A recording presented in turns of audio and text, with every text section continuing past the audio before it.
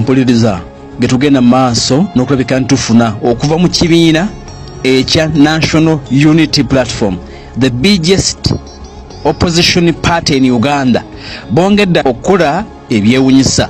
NUP eyongera okulaga nti ddala kituufu be babedde mu byobufuzi eby'eggwanga lino bakola bingi ebitalabwangako, ne mu kaseera kano tutegedde nti nga twolekera akalulu aka 2026 ekibiina ekya the National Unity Platform batandise enteekateeka ez'okuteekawo unities ez'enjawulo ezigenda okuuma atuuliriza akalulu abali mu buyinza mu kibiina ekya NRM, mu gavumenti ekulembera General Yoweri Kaguta Museveni, mu security yogamba nti ekulembera mu kaseera kano General Muhoozi Kainerugaba, babadde bakyagenda maaso n'okuba nti basattira oboolyawo ne bafuutu soja abayitirivu ennyo ekibiina kino be kirina, nga n'omukulembeze yennyini Robert Kyagulanyi Ssentamu gye bavuddeko yerangiridde n'agamba nti bagenda kuteekawo eggaali ez'enjawulo ebibinja bye bafuutu soja okwetoola eggwanga lyonna. Security neddamu n'egenda maaso n'okulabika nti yasattidde.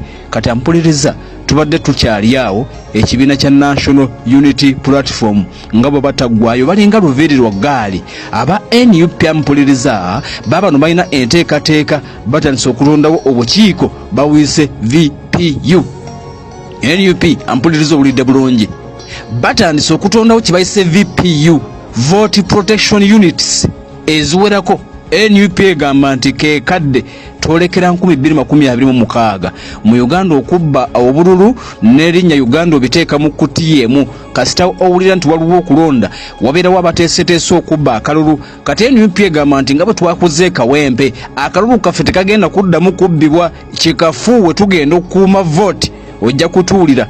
Kati getulina mpuliriza okuva emagere gategeezezza nti abakulu basitukiddemu era batandisedde okuba nti balonkinga VPU, batandise okulonkinga VPU units eziwerako, Vote Protection Unity, era nga bagamba nti aka 2026 tugenda okutema omuntu omukono gwe tunasanga ng'akwata mu nva oba gwe tunasanga ng'agezaako okubba akalulu.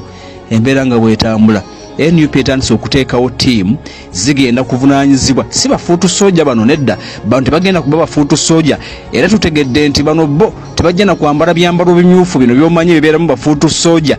Unity egenda kubanga yakyama naye nga bamekinga sure nti akalulu tekabbibwa okwetooloola atuuliriza eggwanga lyonna come 2026.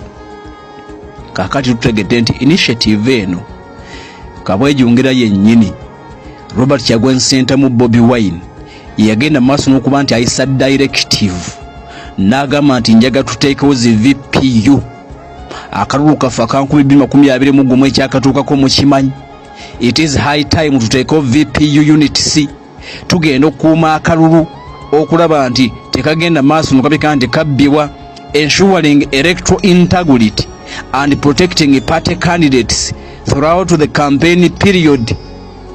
Akaseera konna aka campaign abakandidate baffe tulina oba protecting okulaba nga akalulu kaabwe tekagenda maaso n'okabika nti obaolyawo kabbibwa. Enteekateeka tutegedde nti NUP egenda kugitambuza eggwanga lyonna era nga batandise dda okuwandiika abantu abagenda okubeera mu unity eyo gye bayise VPU kukuuma kalulu. Tutegedde nti enteekateeka eno yatandikidde mu kitundu eky'Ejjinja City era nga mpuliriza olunaku oluyise bannakibiina ekya NUP baba tubagenze maaso n'okulabika nti bazze mu bungi wakati mu kutandikawo unity eno.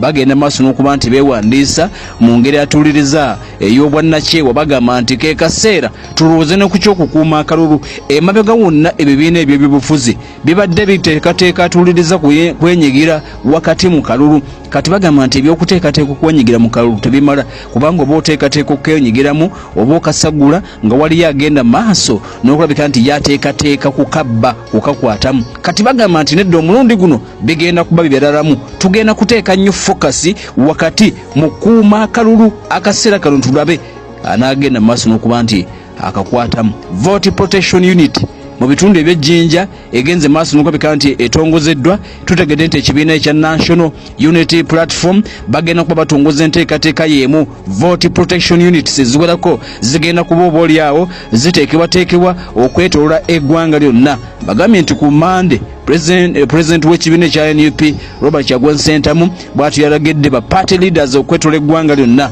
okuteekawo vigilante groups zayise egaali ezigenda okulabika nti oba oliawo zikuuma zigenda maaso n'okuvunaanyizibwa zino egaali zegambye okuteekawo zigenda kulabika nti zikuuma bakandidate ab'ekibiina kya NUP ekirala okulaba nga bakuuma obululu kati egaali zitandise egaali ampuliriza zitandise mu bufunze oyinza oziyita egaali zino zigenda kuvunaanyizibwa kukola ki kukukuuma bululu egaali zigenda kuvunaanyizibwa kukulabika nti bakuuma bakandidate obutafuna buzibu bwonna Kyagulanyi ng'agamba nti bannakibiina bamanyi bulungi ebyatuuka ku kandidate waabwe mu kitundu eky'Ekawempe engeri abasajja gye baali bamukwatamu ekirala enteekateeka ezaakolebwa mu kitundu eky'Ekawempe ogenda maaso n'okulabika nti akalulu ak'ekibiina ekya NUP kagenda maaso n'okulabika nti oba oliawo kanyagibwa kati nga 2026 asembera mu ebyo NUP byepulaninga okukola kuteekawo groups eziwerako obadde omanyi baana abo be bayita bafuutu soja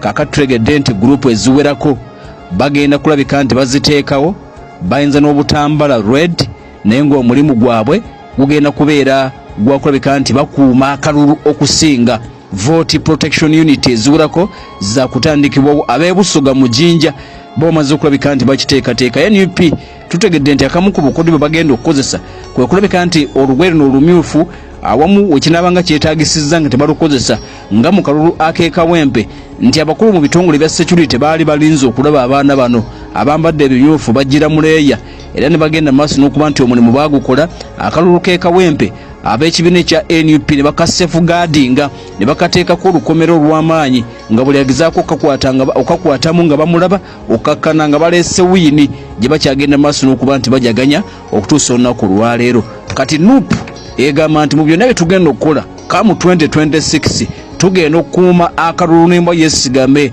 ennyama mu ngeri etalabwangako ebintu nga bigenda maaso n'okulabika nti bitambula kale nno ab'ejjinja amagavumenti bye bakitandikiddemu akaseera kano kennyini NUP egamba tugenda kukuuma vote tewali agenda kulabika nti agikwatamu nga bwe tugafuna nga bwe tugalaba webale nnyo okugoberera omukugu